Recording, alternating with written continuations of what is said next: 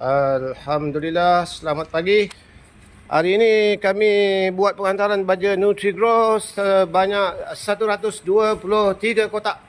123 kotak penghantaran ke Port Dickson kepada kami punya Master Stockist Mr. Lai dari Port Dickson. Penghantaran sebanyak 123 kotak baja Nutrigrow. Okey, terima kasih Mr. Lai. Semakin menambah. Terima kasih kerana sudi support baja Nutrigrow. Okey. Mr. Lai sudah guna baja Nutrigrow ada 4 tahun ke 5 tahun? Lebih oh. Lebih Dekat 8 tahun. 8 tahun je, ya betul-betul. Saya minta maaf tetap perasan. Sudah 8 tahun Mr. Lai guna baja Nutrigrow.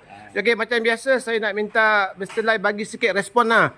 Kesan penggunaan baja Nutrigrow pada pokok, pada buah.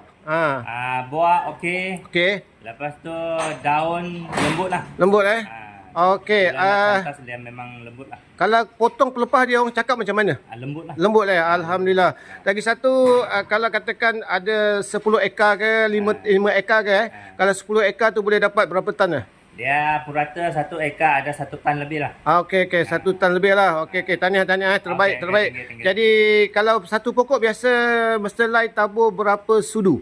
Satu pokok? 300 gram je ni. 300 gram maknanya satu pokok 300 gram. Okey, terbaik. Maknanya memang Mr. Lai tak ketekut sama pokok lah. Sebab itu hasil sangat lumayan lah.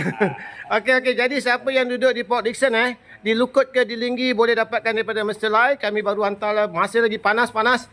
123 kotak baja Nutrigrow, murah, mudah dan berkesan. Okey, terima kasih bos.